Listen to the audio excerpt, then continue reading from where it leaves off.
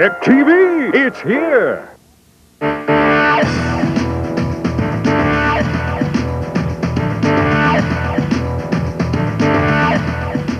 Hi, I'm Judy Tyabji. Thanks for joining us today. Today we're talking about a salmon fight, or we could say fisheries and oceans, and it's as a result of the federal committee hearings that are going on all across the country.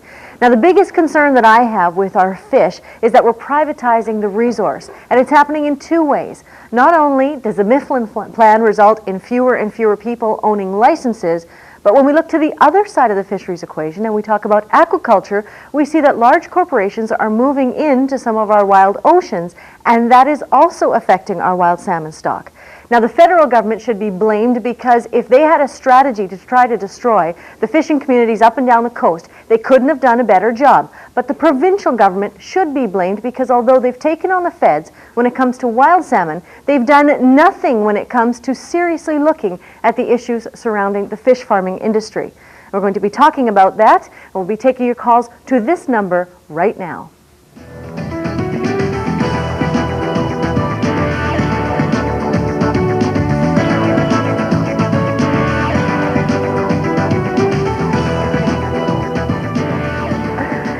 And we are going to be talking to our guest right now. As I say, Gary, you're back, and we've got a new format now. Gary Lunn is here, Reform MP and the Vice Chair of the Parliamentary Committee. We'll start with you. Good to be back, Judy. Thanks for joining us. Now, George Baker, you're not from BC, and you're going to get beat up today because on behalf of DFO. You think so? I think so. You're the Liberal MP who chairs the Parliamentary Committee. Yes. Thanks for joining us. Well, thank you very much. And Corky Evans, in disguise, I see.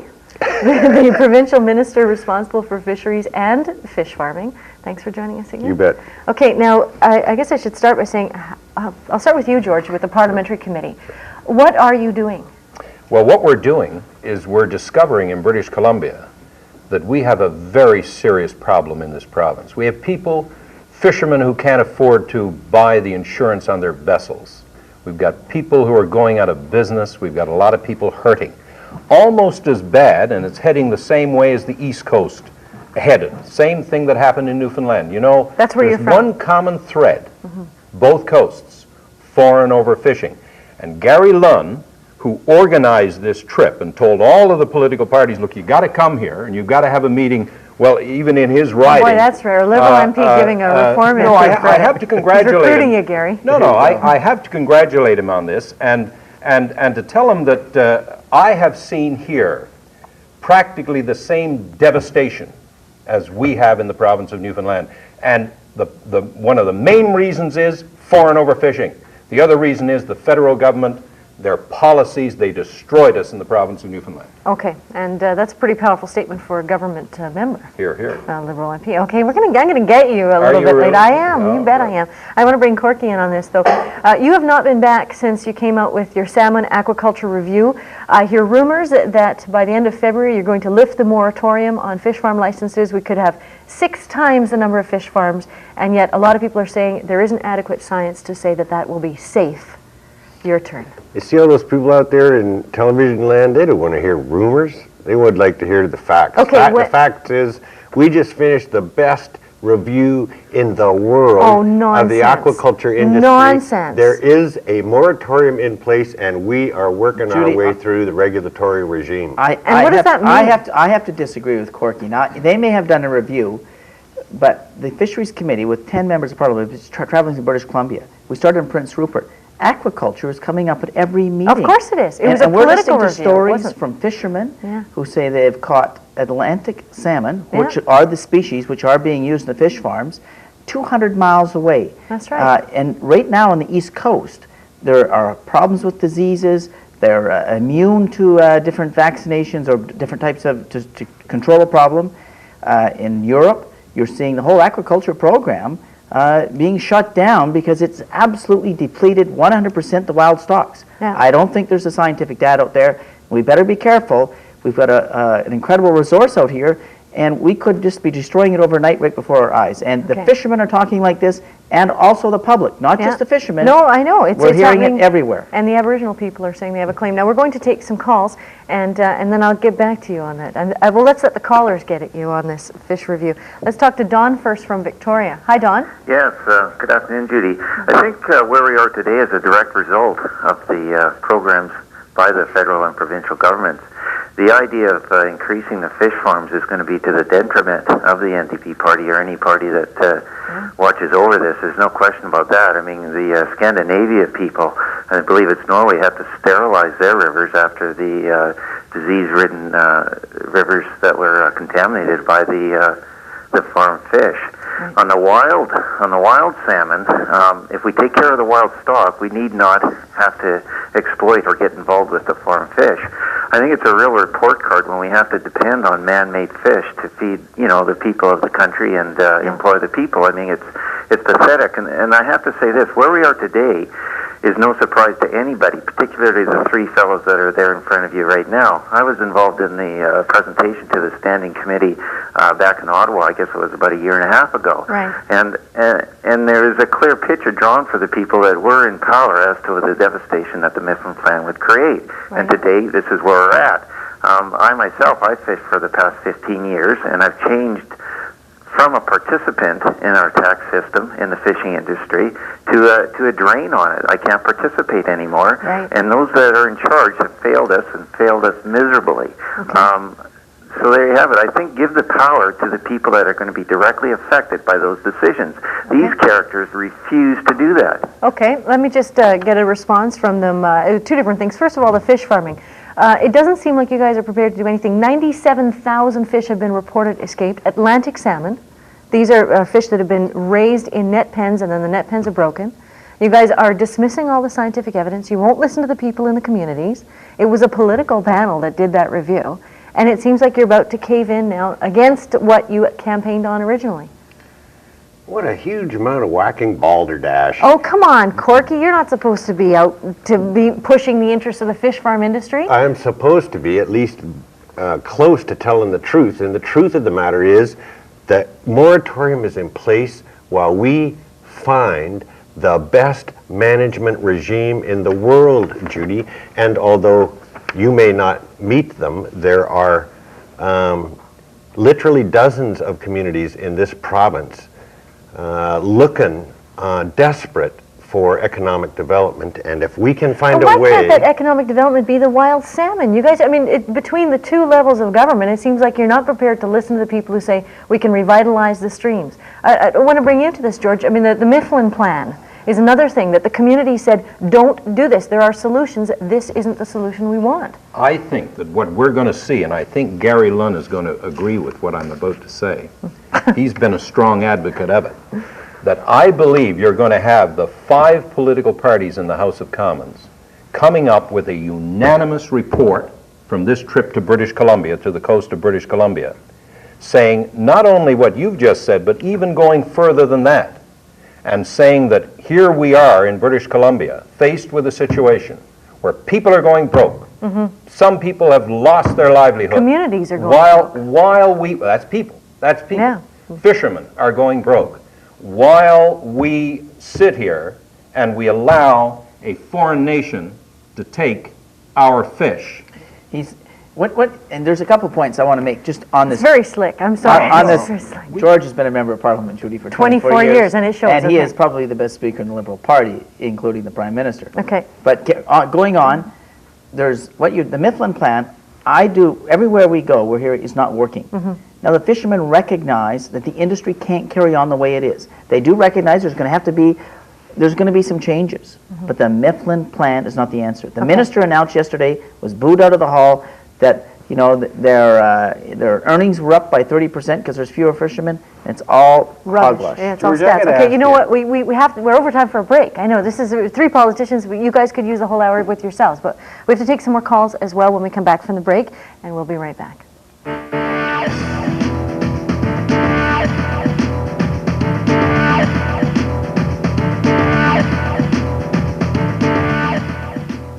For great tasting chicken every time, insist on Maple Leaf Prime brand. Always fresh, always delicious. It's the best tasting, most tender chicken you can serve. And it's good value too. That's why more and more families and these 2 chefs insist on Maple Leaf Prime every time. For great restaurant-style meals in just 15 minutes, try new Pasta Classiques, complete with Maple Leaf Prime marinated chicken breast slices, fresh Olivieri pasta and sauce. Pasta Classiques, fresh from Maple Leaf and Olivieri. We've got Personality. United Coffee. Personality. United Coffee. Personality. In each and every store, right here in your neighborhood. Help you make your home look good. We're experts and it's understood. We make it all so easy. There's a brand new image here for you. United Carpet, we've got personality. You're looking at the sport utility vehicle from Toyota that spells fun. Buy the 98 RAV4 and enjoy the safety of full-time four-wheel drive. Go anywhere in BC with big 16-inch tires.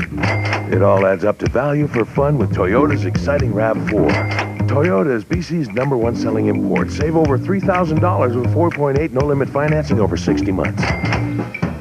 Make haste. The Fast Start sales event at your Toyota BC dealers. Fairway Market celebrates Chinese New Year's and the Year of the Tiger with explosive savings for you. Look for the Cutting Corners coupon in Saturday's Times Columnist. Then with every $100 minimum order, receive a free $10 gift certificate towards dinner at Victoria's finest traditional Chinese and Szechuan-style restaurant, Don Mi, in the heart of Chinatown. Celebrate the Year of the Tiger at any of Fairway Market's 6 locations, including Athlone Court in Oak Bay. Gung Hei Fat Joy from Fairway Markets.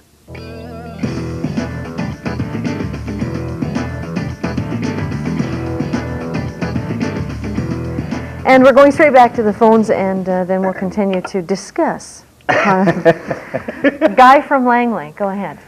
Hi. I had a couple of concerns and a possible question.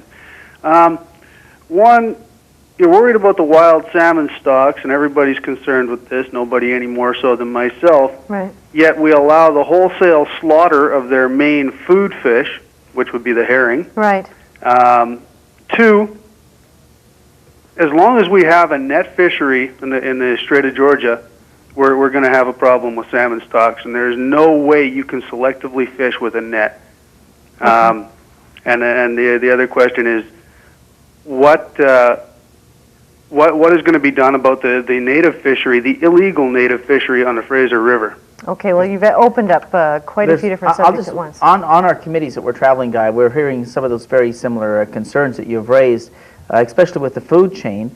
And another one, well, not only the herring, but you know what, it's common on both coasts, but we're hearing it out here, is the seals are a huge problem. And we heard it again today, where they are one of the biggest predators against the salmon stocks. So there's a number of problems that we have to look at that. I happen to know there may be a call for a seal hunt coming up in the next little while in BC. I would say so. Not from the government. And will you support it? I would have to look at the information, but I think that there's a lot of compelling information on that. But he's talking about herring. Herring is fodder fish. I keep hearing that herring may be designated as a fodder fish. That could lead to huge impact on the fisheries. He also said that you can't be selective using a net. Depends on what type of gear the net is. Okay, but on the native fisheries too, how are we going to deal with that? Well, that's a completely different issue. Yeah. We'd need about 2 hours to really that's satisfy it. But he's absolutely correct on the food of fish. It's a continuous. You can't destroy one part without affecting the other. Okay, let's talk to Tony in Shawnigan Lake. Hi, Tony. Yeah, hi. I was just curious if maybe 15 years ago or so, I came to the realization that as we were becoming aware that our wild salmon stock was depleting, that if maybe a moratorium, say, from one fishing fleet to the other from year to year until we found a solution, instead of just going along and progressing as we have to the point where we're going, oh, the wild salmon stocks are threatened and there's none left. We can't do anything now. Okay. If we had got a little foresight and realized that problems do take time to show up and realize that and deal with that. You're raising the problem that you're almost suggesting, and I'm going to challenge you on this, that it's the fishermen. You say a moratorium on the fishing stocks, but there's so many other problems. The Alaska problem alone, is creating huge problems with their stocks. You're talking about the treaty issue. The treaty issue. Overfishing. And there's other areas of concern in our resource sectors. The returning, it needs to be managed. I think it's a lot to do with policy and the way the resource is managed. But in addition to that, what about a long-term plan? Is there a long-term plan for fisheries? Yeah, but there's also, as he mentioned, he talked about a long-term problem. But as Gary points out, you look at the catch in the last 2-3 years. No. You look at the American interception of Canadian salmon in the last 2 or 3 years. It's an absolute international disgrace. And your government is in its second Just in the past term. 2 or 3 years. And I'm the chair of a committee that's going to bring in a pretty good report on this very issue. But I just wonder if that's going to gather dust. Well, I don't, Corky, sometimes let's let the committees- provincial minister say something are, too. no, What do you think of the federal government's record over the last little while on American? Well, who cares about their record? Every British Columbian knows their record. I'm for this guy. You go home and you say to the Prime Minister, deal with the issue, call up that guy Clinton if he's still in office whenever he gets the call and say, we got to deal with it. There needs leadership. Fix the treaty. And I'll vote for you. I'll come to Newfoundland and vote for you. Oh, I'm going to keep Not that only one the on treaty record. we did, the law of the sea, there's several things that the Americans are violating. There's a Are you lot- interested okay, in signing the law of the sea? How about we talk to- Beasley We've signed it. We haven't ratified it. Beasley, I admire Beasley. The people of BC are behind I'm ready you. to You talk to saw the callers. How about sign you, the Gary? law of Judy, I the think sea. we should, We've got Herb from Pell River on the phone. Hi, Herb. Can Hi. you be heard? You Hi, can... Judy. Hi, go ahead. My point is, if we keep going on the west coast here, the same as on the east coast, Yeah. with all the seals and that, Right. they ran out of fish there. Now we're running out of salmon here. You Right can go out here and troll for hours and hours and hours and not even get a strike. Right. Plus, they open it up here for fishing the herring out. We don't hardly get a single coho through here anymore. Yeah. I think there should be something done with the seals Herb, instead of... you're absolutely right. And in our Thanks, committee, Herb. we had one gentleman who brought some pictures in, and it showed pictures of salmon, and the seal, when there's so many salmon, they just bite take in a the bite belly. and they leave it, and I know. But what they're doing, Judy, is they're sucking the liver out. Yeah. Because that's almost, it's just an appetizer for them. But when we went to the East Coast, the seal population is exploding. There's 10 times as many seals as people. Yeah. And there's a huge industry out there in the sealing industry. I know a DFO person who said that seals don't eat salmon. Oh, yeah, that's At a right. public meeting That's right. said that. Yeah, the DFO, actually, DFO has come in with a report saying that seals don't eat codfish or salmon. It's nuts. What they eat is the food that the codfish and the salmon eat. But Now, it's if they only your realize government's that, responsible that's why for they eat their DFO. stomach. That's why they eat their stomach. Okay. But the problem on seals, though, in our hearings that we've had, right, Gary, the seals have been way, way inland, into the freshwater ponds and lakes of British getting Columbia. there, That yeah. was very interesting testimony. Okay, now we are going to show people a clip actually, and this is sort of in your purview. The BC government and BC Hydro put together a documentary. It was quite controversial because it cost $400,000, but there's a clip we lifted of some fishermen who were talking about the issue, and let's take a look at it. There's so many untruths about the fishing industry. Like, I'm a seine boat operator, and we get blamed as the big bad guys in the industry. And the truth be known, like I was telling you earlier, 200 or 300 fish is pretty good fishing for the day. I'm fourth generation fishing out of Rupert, and the last thing I want to do is, cut off my nose to spite my face. I want fish here for my son and my grandsons and whatever. Like, fishermen don't want to wipe out the resource. Most fishermen aren't in here for a 1 or 2 year stint. Most of us are in. It's a livelihood. We want fish for the next generation. The reality is that this is people earning an honest living, looking for a relatively decent livelihood to raise their families with, and with no major expectations other than to stay alive and enjoy life. The man supposedly in the top of the chain of command is the Minister of Fisheries. Like every time something comes up, like risk-averse management, area licensing, stuff like this, it's a ministerial decision. It's been years since we've had a minister whose term has been as long as the life cycle of a salmon. I mean, they have a shorter life cycle than a pink salmon does. 2 years. 2 years. Oh boy. Okay. Well, let's heard that talk to Norman in White Rock. Hi, Norman. Hi. Hi. Go ahead. I'm a member of a fish and game club out here in White Rock, and we run a little hatchery, which has been actually looked at by the government as how efficient it is for the number of people that actually work on it. My question is why doesn't the government allow us to take some more eggs? We only can take so many eggs. We're only allowed to take so many eggs on each run. This is a hatchery for wild salmon? Yes, for For wild restocking salmon, the oceans? steelhead. It's off the Little Campbell River. Okay. And Why can't you take more eggs and why can't we take more produce eggs? more? The river, the amount that they take, since the number is going down on the returns, why can't we increase the number we take so that we can put more fry out into the river and let the river actually come back up to the number that it had at one time? Are you federally or provincially licensed? your hatchery? I believe it's provincial because it's from, well, it's just locally here. Okay, off well, the Little Campbell River. let me ask, would you like to take that one? Well, of course, I don't know the answer to why this gentleman's group is limited, but I do want to say something about this caller. This guy is the solution, Judy. Like, we can argue, or we can even get along. We can raise all these issues and blame everybody, but it ain't gonna, the fishing issue will not be fixed except by people like this guy wanting to use their efforts in their communities. But he And says, my job, he says that your job is, right now you're a barrier to him doing a better job. my job is to get the barriers out of the way for guys like this, to get the answer to his question. I just want to say thanks to the caller and to everybody else. Those folks will get us out of this jam. Okay, well, we have to take another quick break, and we'll be back in about 2 minutes.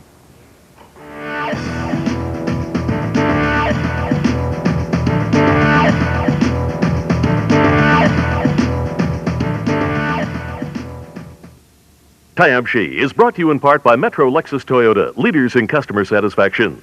You've always known how your touch can comfort your child. Clinical studies have recognized the positive effects of Vicks Vapor Rub for cold symptoms. We call it rub therapy. Combined with your loving touch, Vapor Rub can relieve cold symptoms while comforting your child. The warmth of your touch helps release medicated vapors which quickly relieve your child's nasal congestion and calm coughing from a cold. It also eases aching muscles. Vicks Vapor Rub puts the power to relieve in the palm of your hand. It's not just the wind or the cold. One of the harshest environments can be the inside of a diaper, where wetness can upset the delicate pH. Pampers Baby Dry can help. It turns the blue liquid clear as it lowers the pH, and it pulls that wetness away to help keep skin dry and healthy. Wetness can upset the delicate pH in a diaper, and Pampers Baby Dry helps control it. Help protect their skin from wetness with Pampers Baby Dry. Pamper the skin they're in. You've been in a car accident. You've been injured. Now, you have to face ICBC. To get through, you'll need a guide like Taylor & Company. At every turn, Taylor & Company is there, offering a free consultation, a fee based on a percentage of the settlement, and no fee with no settlement. They handle all expenses. They've successfully gone through the maze for over 20 years. Personal injury cases can leave you lost in the system if you don't have a guide. Get Taylor & Company, and they'll get you through. Life for him was always being hooked up to either a feeding tube or a dialysis machine. An organ donor registry has been introduced in BC that replaces all previous ways to indicate your wishes for organ donation. The donor has given Nicholas a very special gift, a chance at a normal, better quality life. To sign up, you must fill in a registration card and return it to the BC Transplant Society. This was a new road for all of us. It's a new beginning. We're doing a salmon fight. George Baker is the MP, Liberal MP, Chairman, Federal Standing Committee on Fisheries and Oceans. Gary Lunn is a committee member, Vice Chair, Reform MP. Corky Evans is an MLA and also the Minister, Provincial Minister responsible for Agriculture and Fisheries. And we'll go back to the phones, and then this package we're also going to tell you a little bit more about fish farming. And I should let you know that David Anderson, who is the Federal Minister responsible, was invited to come but was otherwise engaged. So we will try to get him another day. But let's go back to the phones with Jim in Sydney. Hi, Jim. Oh, hi, Judy. How are you doing? Fine, thanks. Go ahead. Well, the gentleman in the middle really did anger me when he said that the nets were made so the fish could go through. I didn't say that.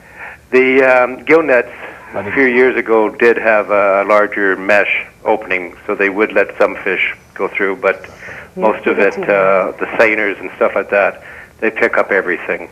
Okay.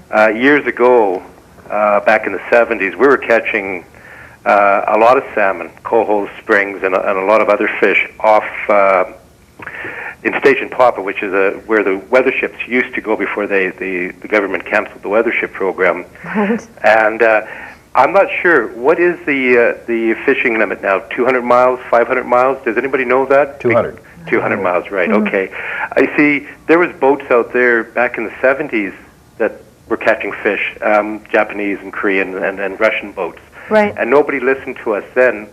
This has been going on for 20 years and longer, You know. Okay, well, I think that probably the last one. I don't necessarily want to get into a fight about nets, but I do want to. I want to talk about this idea that nobody listens. Okay, I saw an article from a senator who sat on a committee 10 years ago. They did a report. Nobody even listened to him, and he had been listening to the. First of all, what the gentleman said a moment ago is incorrect. I did not say that talk about anything about opening up a gill net. What I said was certain nets. The statement was made, all nets, you can't be selective. Wrong. Right. There's such a thing we as don't need there's to argue over traps, nets, there's because- seines, there's all types of gear made with nets. What you're talking about not being listened to. We traveled through Newfoundland and through the Atlantic provinces, and fishermen there have been telling DFO that it The is... Department of Fisheries and Oceans. Department of Fisheries and Oceans, that they haven't been listening. We've been telling you for 15 years, we've got problems with our stocks. Yeah. Why don't you listen? I called DFO corrupt today in the committee. Yeah. And I have hard evidence of it and lots of it. Yeah. And I was asked by one person, I got a standing ovation, but one person asked me to retract my comments. But it is. Did you? No, absolutely not. Yeah. We have over 800 people in Ottawa, and what the real solution to this is, it's not just solving the Alaska problem. We have to change the way DFO thinks, change the way they operate. We have to bring the management of that resource, Judy, back to the people, closer to the resource, back out to the East Coast, back out to the West Coast, to the Arctic Coast, and without divesting the responsibility. Okay. I'm not one advocating making this a provincial matter. You know, heavens knows we've seen what happened when we let them look after our forest industry. God bless us if we let them look after our fish, we'd have Okay, nothing. let me get back to the phones, Gary. I mean, it sounds good. Let's see if the callers believe you. We're going to talk to Stan in Surrey. Hi, Stan. Hi, Judy. I sent you a copy of a news clipping from Seattle. Yes. And on who's catching whose fish. Yes. Now I heard a gentleman on there. Actually, when I looked at these gentlemen, they seem to be too young for the positions that they're holding. But anyway, I've been in the fishing industry for over 50 years. This guy's been an MP for 24 years. He must have started when he was 6. Anyway. Who's that, Corey? The guy in the middle. Oh, I see. Yeah, He looks pretty young. Yeah, okay. Well, thank you.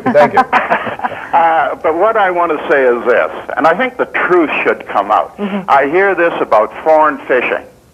Now, 50 years ago, or all the way up to about 1972, we've been getting along good with American people. Our fault is that who is catching whose fish? Right. It's Canadian companies that have moved to Alaska that are taking 30% of the salmon, which is 30 million pounds. This is in southeastern Alaska. Right. Now, then the premier of the province gets up and he criticizes and the Americans catching the fish. And yet, on the other hand, he gives a $17 million grant to these companies that have formed. Okay, I'm going to let Corky Evans respond to that. And that was an article that came out in a newspaper. The claim that the British Columbia companies are catching fish in Alaska is untrue. There are British Columbia companies that process fish in both countries. Let me just say, I was in Juneau just, I guess, day before yesterday, meeting with senators. You're looking at me like I would know. Oh, yeah. Meeting with senators and congressmen and the chairman of the fish committee there. And we were saying to them, we want this thing solved. And we agreed that actually the problem starts in the south. 2 countries killed the Columbia River. Yeah. The people who used to fish the Columbia River are now transiting our waters and fishing our fish in Alaska. And the issue begins and ends with the destruction of the habitat in the south. Okay, now we have to, we're running so far over time and I'm getting all kinds of comments in my ear. But first I want to show you a little bit of a background package on this issue, especially with respect to what happened last night when the federal minister, David Anderson, showed up for the public meeting. He's been offering his own snapshot of the fishing industry in 1997.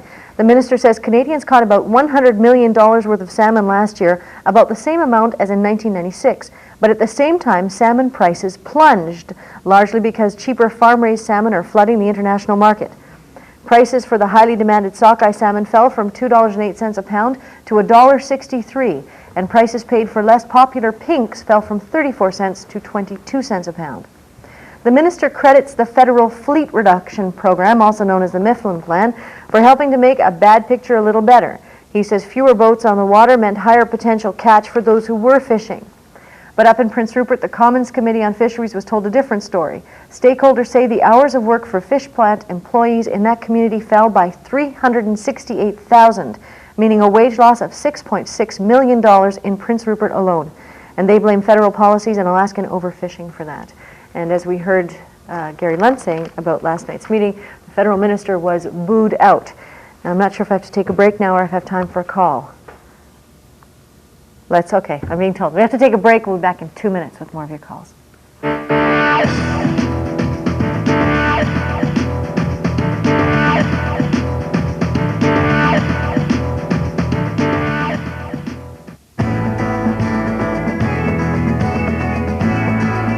Some relationships have no end.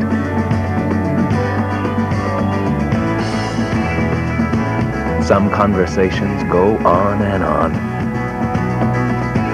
Let them.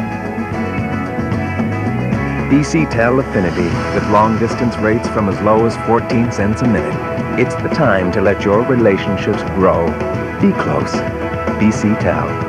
Managers are always asking, how do you boost productivity and increase revenue?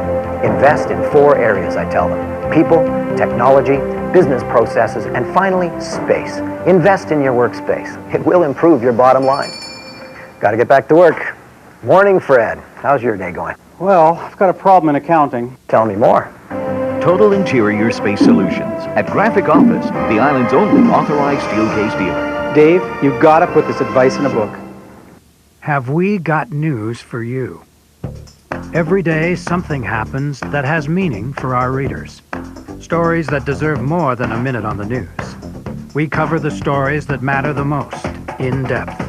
News that matters and topics you care about, like sports, life and the arts, local news, editorials, and the TV Times. And if you call this number right now, you can get the Times Colonist for 2 weeks free. Free for 2 weeks. Just call 1-800-663-6384 and get the news you care about. Thank you for calling the Times Colonist. How may I help you? Call 1-800-663-6384. We cover the local stories that matter most to you. The Times Colonist. We don't just cover the news, we deliver it.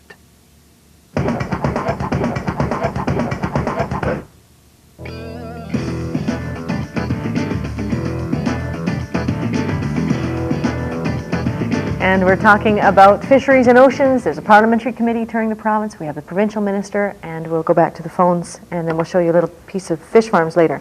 Let's talk to Lance in Port Alberni first. Hi, Lance. Hi. Hi, go I'm ahead. just phoning about the fish farm and their policy of keeping disease outbreaks secret rather than releasing damaging information. Right.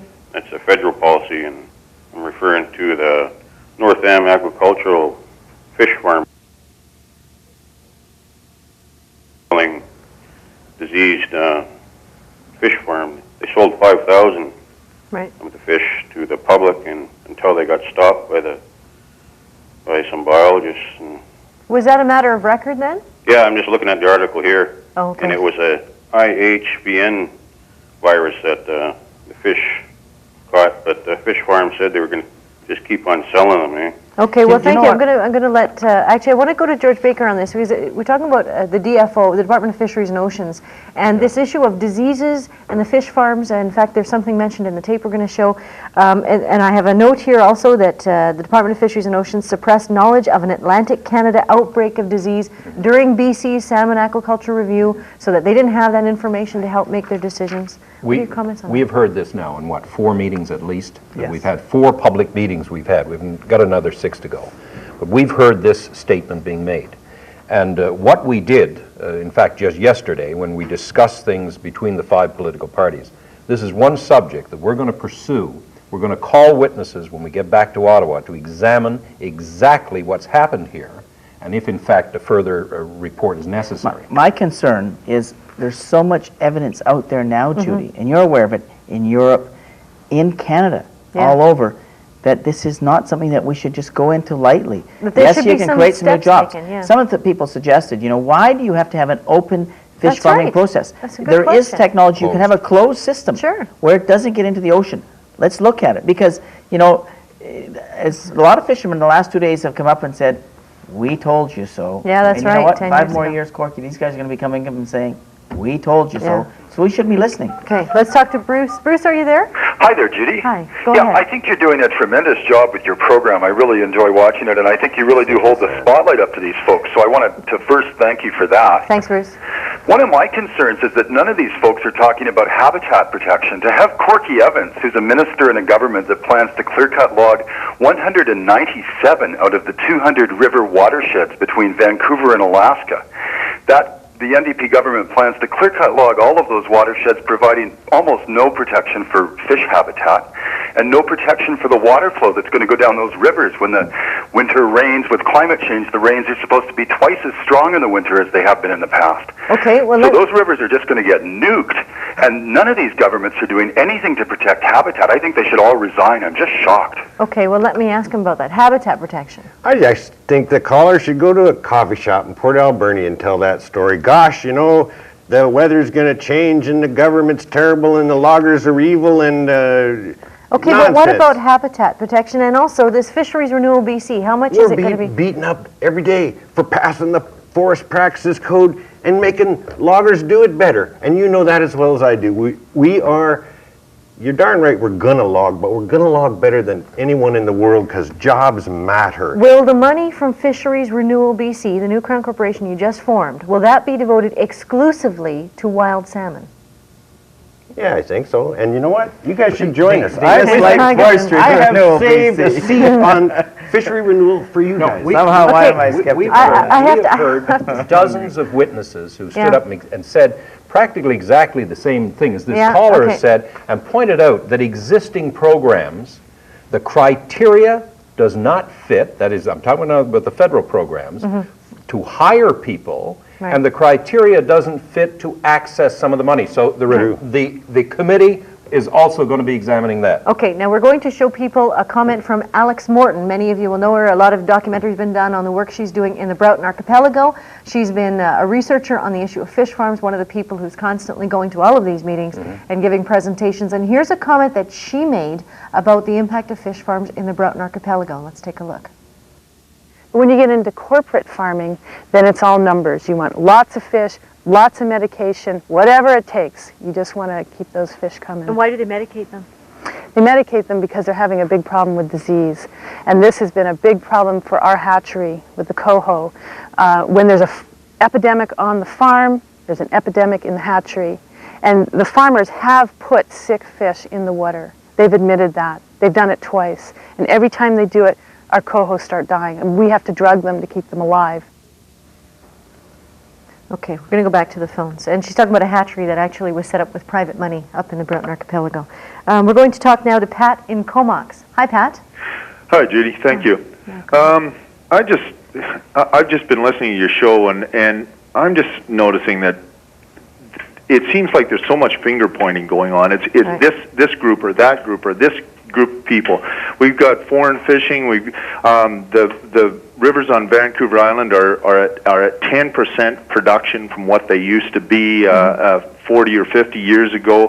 The herring fishing, I went out on a herring boat last year, and I saw firsthand exactly what herring fishing is about, and it's wholesale slaughter. I mean, it's just incredible to me. I never believed how horrible it could be. It was just unbelievable. The logging, the forest practices, as the gentleman said before, and got the answer from Corky that, you know, jobs count. Well, whose jobs? And at what cost? Agriculture and pesticides are a big problem with the salmon in the rivers. Corky maybe can answer some questions about that. Mining, the lack of will to fix up mines that have been left and are leaching into the rivers. The sewage, there's no political will there to do anything about that. Fish farms, what impact is happening there? Special interests are just winning out here, it seems. Okay, well, let me ask Corky about that. Caller's absolutely right. There needs to be less finger pointing. Whole society needs to change. Logging needs to change. That's why we passed the code. Agriculture needs to change. That's why we passed the Fish Protection Act last year. We all need to change. Federal government, provincial government, the working people of British Columbia. But the gentleman saying there's no evidence of change is failing to watch your TV show. There is daily change with people trying to do it better. Okay, we had a question actually faxed in from Agassiz, and it has to do with your ministry. And basically there's been an act protected, it's supposed to be protecting the fish, but now there are going to be people coming from the federal and provincial governments examining the ditches and telling the farmers and the people who are in the floodplain that they can't clear the ditches because that could be fish habitat. Now what they're saying is they're prepared to work on fish habitat, but these are ditches. So could you please train your bureaucrats to know the difference between a ditch and a stream? Well, sure, but if you want to see that as a simple question, then I'm afraid you don't understand that fish see water as habitat, whether you made it as a farmer or whether God made it as a stream. And we're not going to put pesticides in the ditches because it runs into the stream. No, she's talking about clearing the branches because they're worried about floods on the floodplain. We have to have I think she should write to you, and that's why we're going to show them right now. Okay. You can do the next one, Gary. We're going to show them how they can contact these guests that would love to hear from you, especially George Baker, who is an MP with the House of Commons. You don't need postage to write to him, and he's at Ottawa, Ontario, K1A 0A6. You can phone him at 613-996-1541 or fax him at 613-992-5397, and his email is baker.g@parle.gc.ca. And you can contact Corky Evans, the MLA and the Minister of Agriculture and Fisheries provincially, P.O. Box 9043, Station, Provincial Government, Parliament Buildings, Victoria, BC, V8W 9E2. Phone him at 250-387-1023 or fax him at 250-387-1522. And of course, you can also contact Gary Lung at the House of Commons. House of Commons or in Sydney, either place. That's right. And we'll be right back after a break.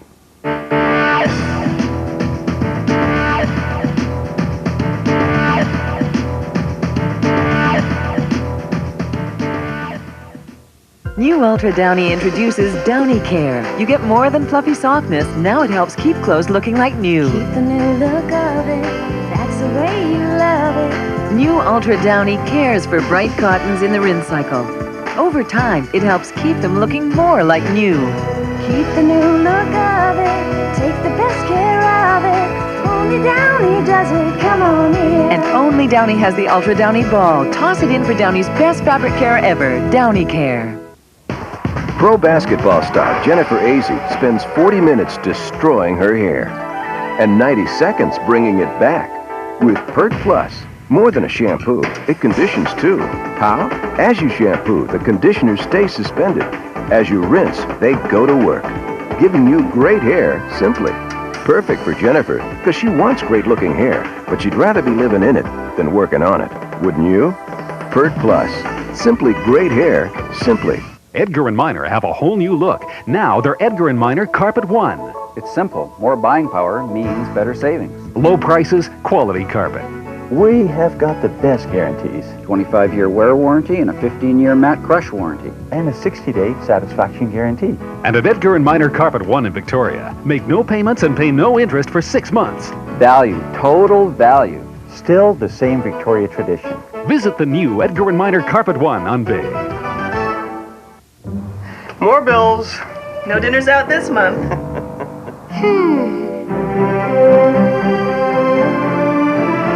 Whoa, $5! $5! Pizza Hut's on me. The Pizza Hut $5 deal's back. Buy one medium pizza and the next 3 are $5, $5, $5. Your bill, sir. I'll get that. The Pizza Hut $5 deal. Always a great choice.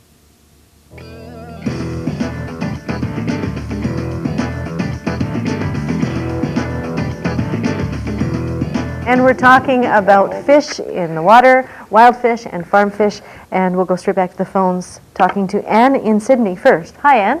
Hi. Sorry, Judy, I didn't know I was on. I just want to say that if Mr. Evans displays the same facetious attitude in administering his ministry as he is doing on your show right now, we all have reasons to despair. Okay. You know, he doesn't have the truth cornered if NDP record is anything to go by. He blames the people south of in the south on the Columbia River for disturbing habitat. Or what about Canadians up here in the north that are uprooting and disrupting habitat? Okay. And, you know, as well as Mr. Baker, he's talking about foreign overfishing. What about our own Canadian greed? Okay. You know, and then on the East Coast, we're blaming the seals, and now we're blaming the West Coast seals. What about the scientists scooping up everything, even the non-targeted species? Okay. So what are we going to do? Are we going to take a gun and go hunting whales when the seal population plunges and the whales start eating of the salmon? Okay. I'm disgusted at this whole ministry, the whole way that people think they're so arrogant they can manage wildlife. Okay, I think man is the root of the problem. Well, let me ask, I'll ask Corky to answer that first. I'm sorry she felt I was facetious. I live on the Columbia River. I was talking about us. I was talking about the actions of Caucasian human beings in the west coast of North America. We destroyed, I participated in as a British Columbian, the destruction of the Columbia River. And I think we all ought to accept Judy, our responsibility and change our ways. This caller's talking about finger pointing, and we do have to work together to protect the resource, to protect the habitat. There's a lot of finger pointing by the public at the fishermen, and you listen to the fishermen and they want this resource protected more than anyone. Sure they do, it's their livelihood. There's absolutely no question about it. So we have to work together and see if we can get some results. Yeah, but you get to go next. We'll talk to John in Nanaimo now. Hi, John.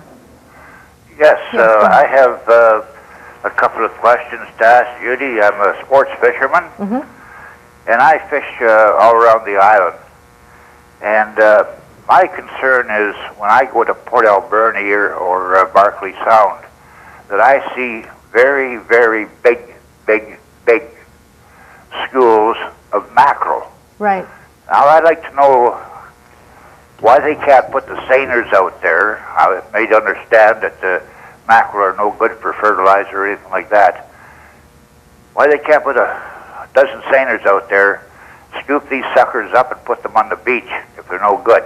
Okay, well let me... And not only that, I have caught several of these with small fry, salmon fry in them. I mean, they're just plugged full of salmon fry. Yeah. These little fish don't have a chance to get back to the ocean again. Okay, well, let me ask George. I'm sorry, I can't let you go too long. George, it's your turn to talk. And is there some sort of strategy for dealing with the mackerel? More and more people are saying that they're an issue on the West Coast. Well, I suppose the caller is right, but then on the other hand, you have to consider that when a mackerel is tiny, it is the food of another fish, groundfish, for example. So you have to look at it in its totality. Now, you take the last two callers, this caller and the previous caller, only one thing has changed on the British Columbia coast, according to our witnesses, and that is the one thing that's changed is a substantial increase in the numbers of salmon being caught by the United States that belong to Canada and seals because of a growth in the seal population. I'm going to interrupt George there, but you know what we're missing here? And with all due respect, George is not a scientist. He's a member of Parliament, been there for 24 years, so probably isn't really credible to talk about who's eating who. Neither am I. And I mean this seriously, Judy. The scientific community at DFO is so politicized. We have so much evidence. These are the people. We have to depoliticize the science. The lady before who called, so that when they make these recommendations, that somebody's listening and some action be taken. And that's what I was asking. Is there a strategy that would deal with that? We have to deal with the scientists. Yes. I can't. There is a strategy the provincial government is trying to get the feds to give us a license so we can have people go catch the mackerel. They're here because of El Nino, and we should kill them. Yes, they're El Nino. Okay, Frank in Victoria, your turn. Hi. Yeah, hi, Judy. Yeah. I just got one comment. My family came out here in 1850. And I was with one industry when I went down, and that was whaling. And we quit whaling in '67. Wow. And now they're going to start whaling again, from what I understand. But as far as salmon goes, I fish for jays, Todd, Mallard, BC Packers. I fish for just about every one of them. And these, by the time we get through talking, your gentlemen, Corky and Baker and all them, by the time they're chairing this and chairing that and that, Jesus, there won't be a salmon left out there. Okay, well, I think that's a big part of the cynicism, I think, this is an issue that has been studied and studied and studied and studied. How do we know, George, that at the end of this, that because you're not a member of cabinet, you're not David Anderson, for example, some people might be happy about that, but you're not on the front line of power federally. How do we know your report is going to do any good at all? Well, we don't know. So? We don't know, but for the first time, I think, in British Columbia history, I can we answer have that. 5 political parties that are going to the fishing community. I did ask, and this maybe will give you a bit of perception why George is like this, Judy. I did ask George. I said, George, you've been in for 24 years. You're from Gander, Newfoundland. Nobody knows fish as a member of Parliament better than you do. Are we just blowing smoke up in the air? Can we make a difference? You know, why are we going out here listening to these people? And? For God's sakes, George, if you haven't fixed this in 24 years, why am I wasting my time? Right. This is, the Fisheries Committee in Ottawa is, everybody wants to be on it. It is the most non-political committee. But what do you George Baker is not the Prime Minister's choice for this committee. If we deliver a unanimous report, what happened is the opposition went to George and said, George, you vote for yourself and we'll vote with you because it's so tight, we can make you the chairman. So you're saying he's the chairman and, he's the and he chairman. wasn't the Prime Minister's choice? No. He'd never be I in wouldn't cabinet say that. way. Okay, now, I what's am the the Prime answer to the The answer question? to what I'm saying is, Judy, that we have an opportunity here for the first time to deliver a unanimous report. Yeah, but with all will 5 anyone listen? Well, they have to be held accountable. If you have 5 political parties, table a House that's unanimous, in the House with all of these The recommendations. answer is maybe, is what you're saying. We can't promise. Okay. That's up to Minister Anderson. And we're over time for a break, and we'll be right back with more of your calls.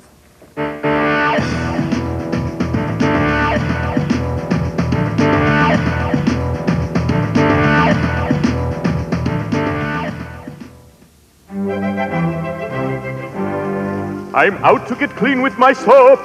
I'll rinse cleaner with zest. I'll be pretty, so pretty and clean. How can you feel clean when you feel sticky, not spiffy like me? I'll be clean. Just wait, you'll wish you were me. Rinsing clean to feel as clean can be.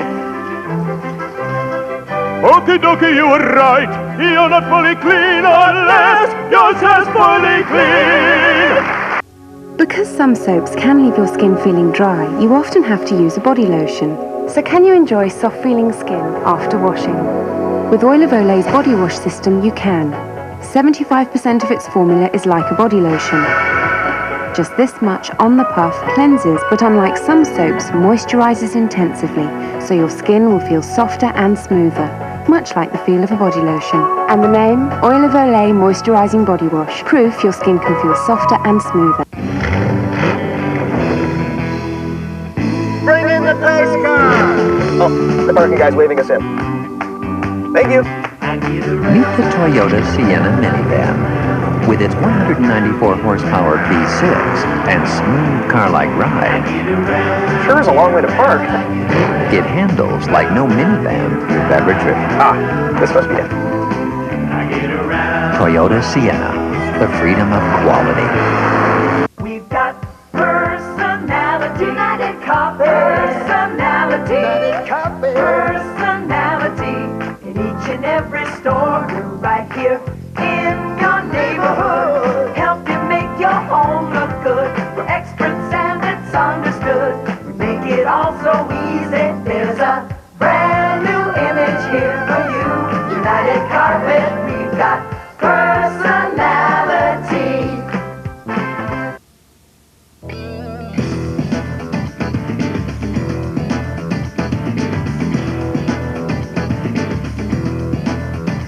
And we're talking about fishing in BC, and it's been a little lively. Let's talk to Heather in Victoria. Hi, Heather. Hi, I'm a Native woman from the West Coast, and I would just like to share a perspective that I have on the whole fishing problem. Okay.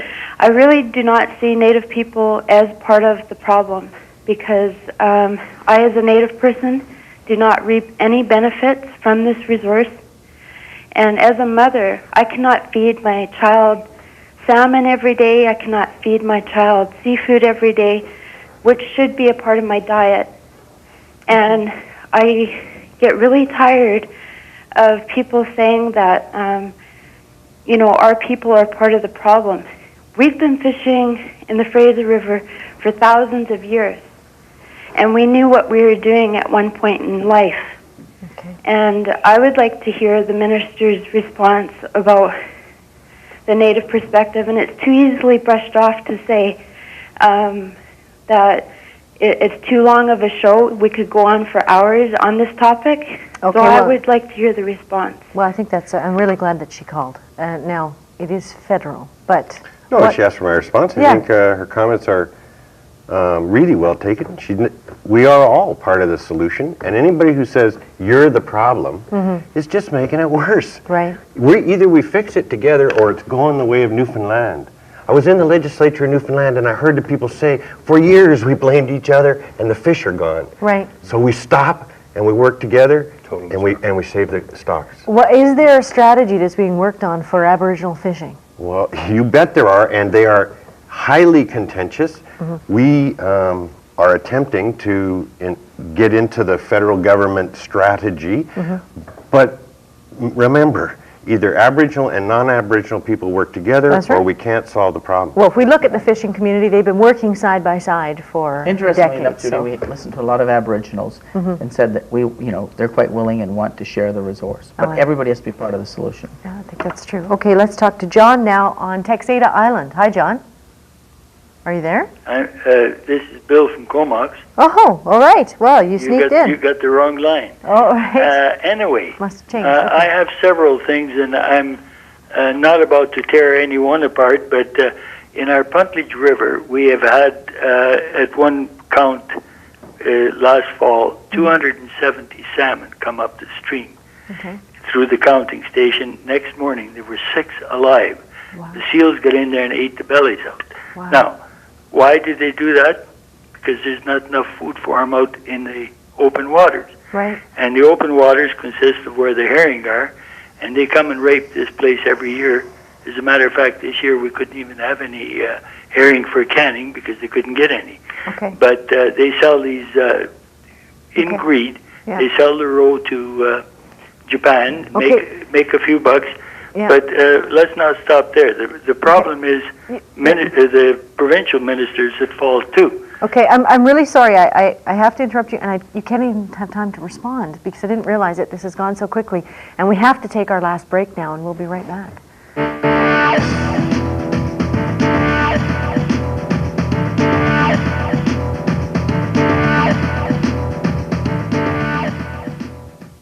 This is Norwalk, the furniture idea, Victoria's most original furniture store. Norwalk means custom-made furniture built for your lifestyle by a name you can trust. Take a look around. You'll find an affordable selection of styles, in-stock fabrics and leathers to suit any decor. This beautiful custom-made furniture is handcrafted with a lifetime warranty and delivered to you in about 35 days. You dream it, we build it. Norwalk, the furniture idea, as unique as you are. Fairway Market celebrates Chinese New Year's and the Year of the Tiger with explosive savings for you. Look for the Cutting Corners coupon in Saturday's Times Colonist. Then with every $100 minimum order, receive a free $10 gift certificate towards dinner at Victoria's finest traditional Chinese and Szechuan-style restaurant, Don Mi, in the heart of Chinatown. Celebrate the Year of the Tiger at any of Fairway Market's 6 locations, including Athlone Court in Oak Bay. Gung Hei Fat Joy from Fairway Markets. Have we got news for you? Every day something happens that has meaning for our readers. Stories that deserve more than a minute on the news. We cover the stories that matter the most, in depth. News that matters and topics you care about, like sports, life and the arts, local news, editorials, and the TV Times. And if you call this number right now, you can get the Times Colonist for 2 weeks free. Free for 2 weeks. Just call 1-800-663-6384 and get the news you care about. Thank you for calling the Times Colonist. How may I help you? Call 1-800-663-6384. We cover the local stories that matter most to you. The Times Colonist. We don't just cover the news, we deliver it.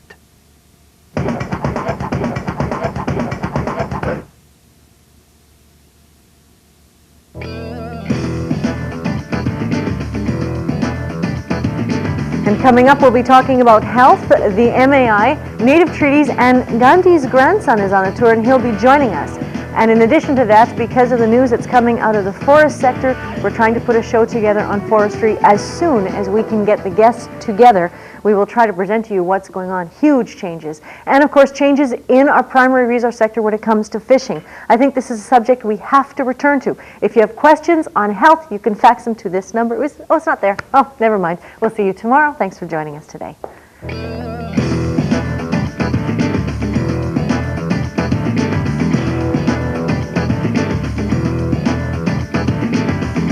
here where friends drink water from the tap. And it's not just the coffee.